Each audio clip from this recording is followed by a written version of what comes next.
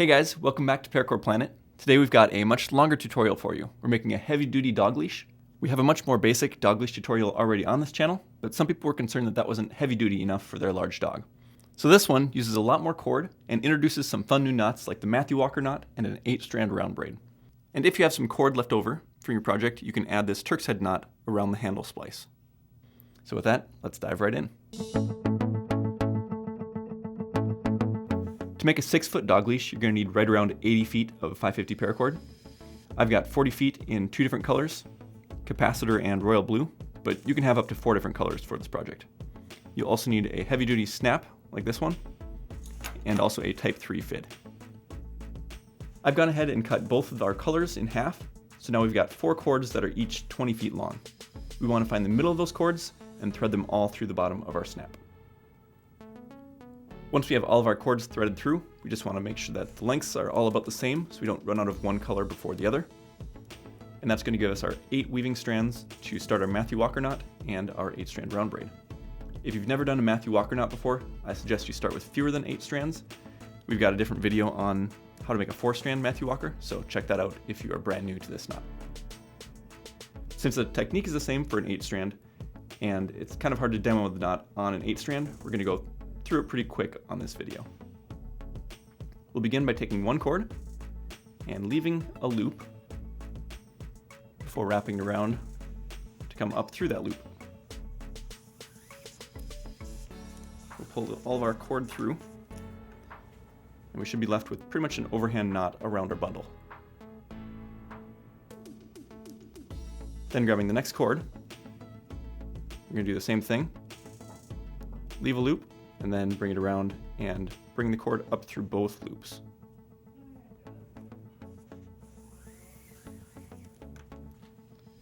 Since we have 2 different colors, we just want to make sure that our colors keep alternating around. So next we'll grab a blue one, leave a loop, and then bring the cord around and up through all 3 loops now.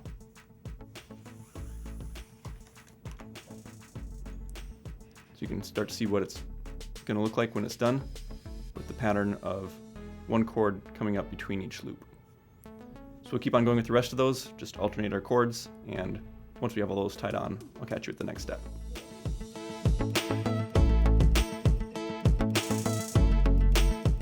Before we tighten down our knot, this is what it looks like, an absolute mess, but as we tighten it down, these are going to kind of fan out around the whole knot so that it looks nice and even. So we'll begin by tightening down the first cord that we tied, so this blue one back here, and just loosely cinch that down and then move on to the next one. You want all of your stripes to begin laying right next to each other.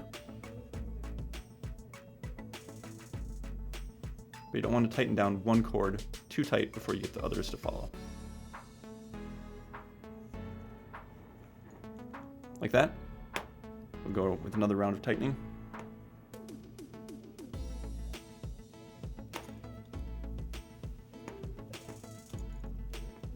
As we do that, we just kind of want to work these cords into the right place.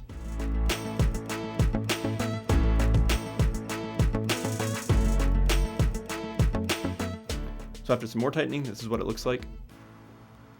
Taking its shape, we just have to kind of play around with these cords so that they each sit down in between the layers just right. So once you get that tightened down and positioned closer to your snap, it should look about like this. I'm really pleased with how this Matthew Walker turned out. They don't always turn out quite that nice for me, but if yours doesn't, it just takes a bit of practice. So with that, we'll move on to our 8-strand round braid.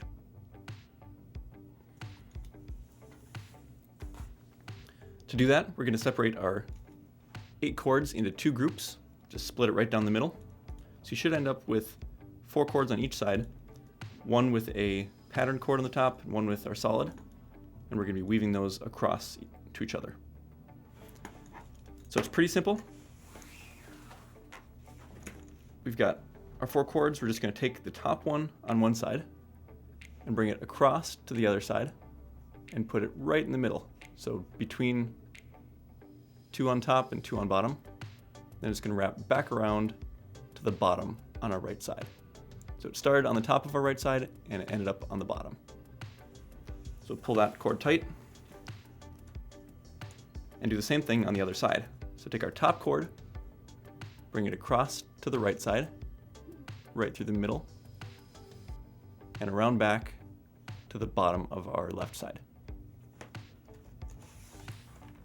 It's not looking like much yet, but we're going to keep on doing that a couple more times and you'll start to see the pattern develop. What's important is to keep your two sides separate and keep some tension on those lines.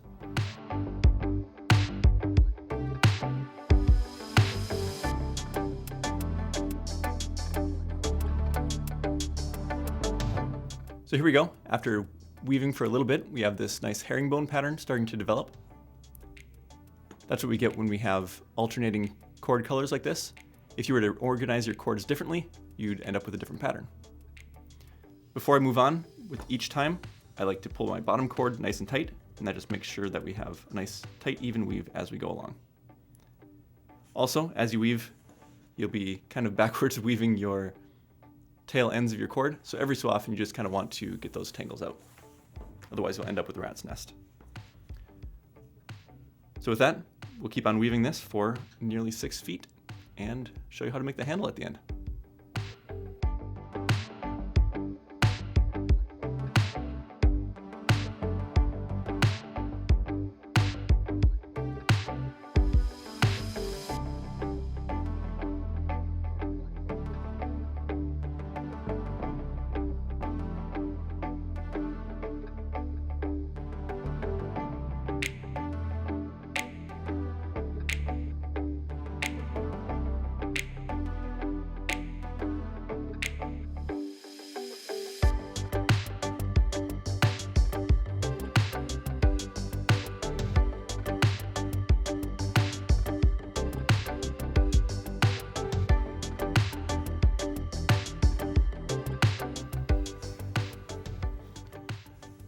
So now we have 6 feet of weave, and our last stage in the process is to make our handle at the end.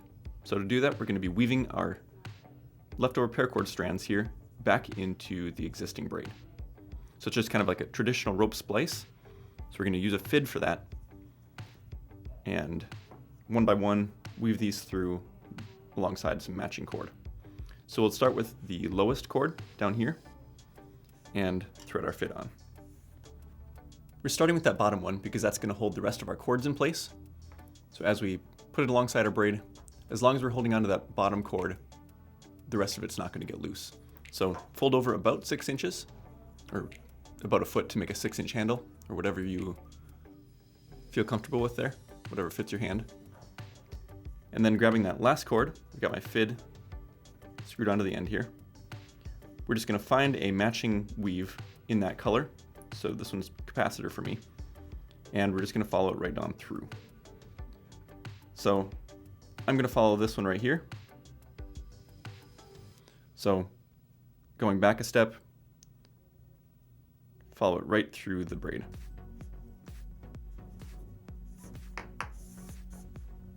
And pull that one nice and tight up against. So now that's kind of locked in place, we're going to take each of our cords and weave them through a light color wherever the closest one is. So with this one, I'm going to go through one more knot before I move on to the next color. So just keep on following that cord around and go down again through your braid. This will get pretty tight in a while, but the first few shouldn't be too hard.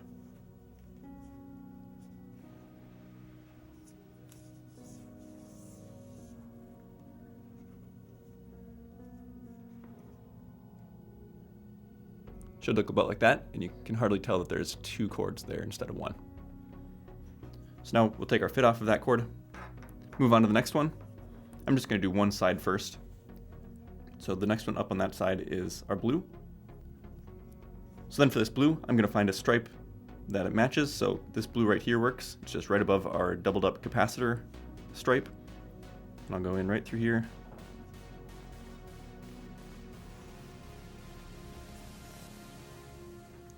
The reason we finish it off this way is that if we're going to make a 8-strand braid leash, we might as well have this part good and strong.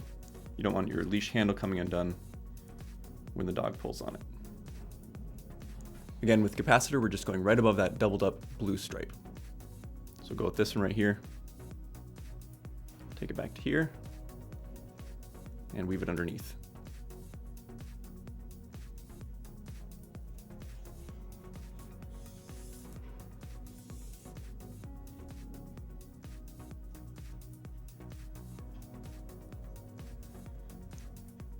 Do the same thing with our last blue on that side.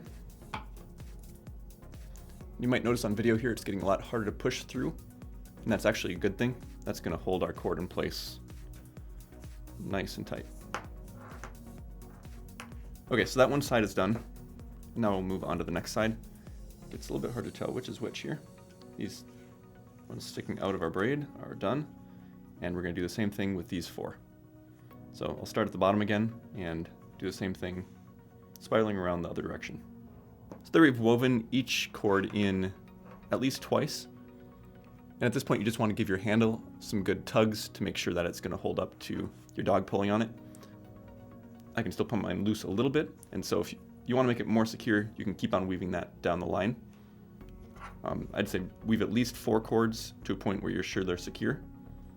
I'm going to call it good where I have it, because I'm not seeing much play. I think it's good enough. So we'll trim all those ends right where they are and melt them in place. So at this point our leash is pretty much done, but I realize that these melt marks don't necessarily look nice and finished. And so if you want to cover those up, you can do that with a Turk's head knot. We recently had a video on how to use our Turk's head mandrels. So here I've made one to cover up our melt marks. So we'll put that on in a minute, but if you want to learn how to do that for yourself, we'll put that link on the end screen.